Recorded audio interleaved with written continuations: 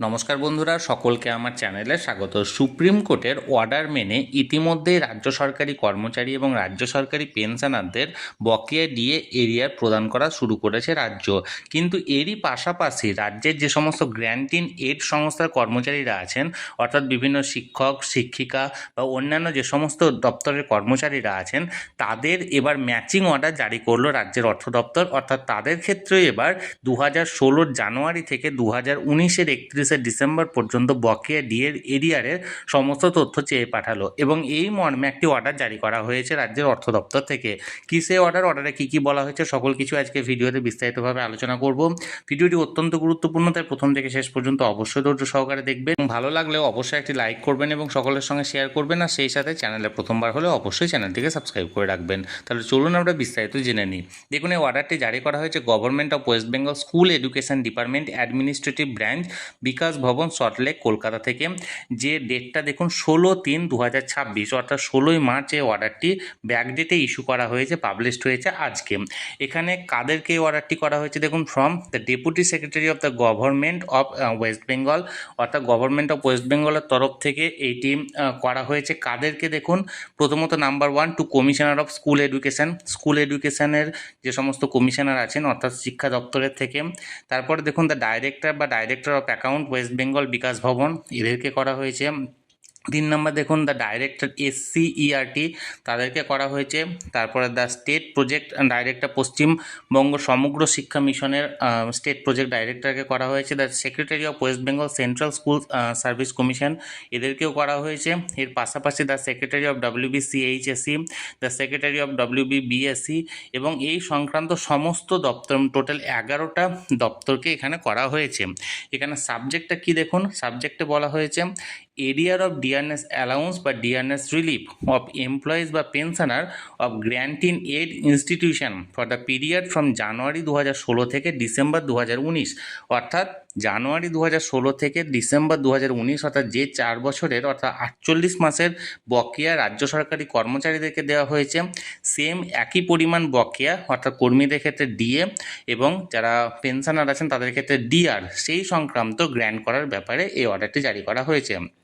এখানে দেখুন রেফারেন্স নাম্বারে দেখুন মেমো নাম্বার 998FP2 ডেটেড 13/3/2026, অর্থাৎ যে মেমো নাম্বারটি এর আগে প্রথমে 3টি অর্ডার জারি করা হয়েছিল অর্থ দপ্তরের তরফ থেকে, যার মধ্যে একটি ছিল গ্র্যান্ট ইন এর সংস্থা কর্মচারীদের জন্য, সেই মেমো নাম্বারটি এখানে উল্লেখ করে এই অর্ডারটি জারি করেছে।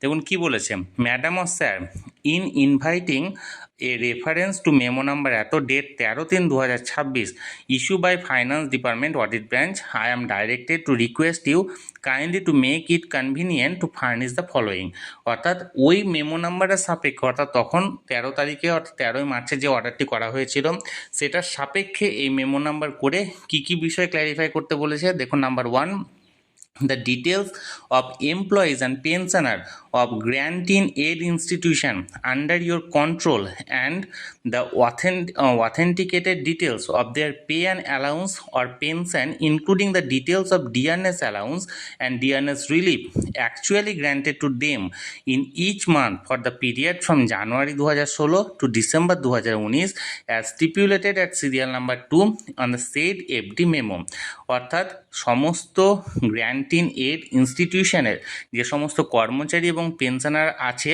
আপনার কন্ট্রোলের আন্ডারে, অর্থাৎ আপনার আন্ডারে, তাদের সমস্ত পে অ্যান্ড অ্যালাউন্স, মানে কর্মীদের ক্ষেত্রে পে অ্যান্ড অ্যালাউন্স আর পেনশনারদের ক্ষেত্রে pension, including the details of dearness অ্যালাউন্সের পরিমাণ বা ডিআরনেস রিলিফের পরিমাণ উল্লেখ করে সমস্ত কিছু জানাতে হবে। কোন টাইমটা দেখুন, জানুয়ারি 2016 থেকে ডিসেম্বর 2019, এই 4 বছরের সময়সীমার জন্য।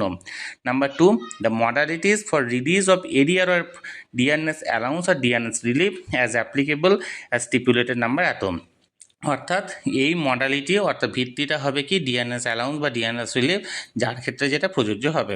অর্থাৎ এক কথায় বলতে গেলে রাজ্য সরকারের অর্থ দপ্তরের তরফ থেকে 13ই মার্চ যে 3টি অর্ডার জারি করা হয়েছিল, যার মধ্যে প্রথম অর্ডারটি ছিল রাজ্য সরকারি কর্মচারীদের 4 বছরের ডিএ এরিয়ার রিলিজ করা, দ্বিতীয় অর্ডারটি ছিল রাজ্য সরকারি পেনশনারদের 4 বছরের ডিএ অর্ডার মানে ডিএ এরিয়ারটি রিলিজ করা, এবং তৃতীয়টা ছিল যে সমস্ত গ্র্যান্ট ইন এড কর্মচারী আছেন সেই সমস্ত গ্র্যান্ট ইন এড কর্মচারীদের পরবর্তী ক্ষেত্রে বিবেচনা করা হবে এই সংক্রান্ত একটি অর্ডার।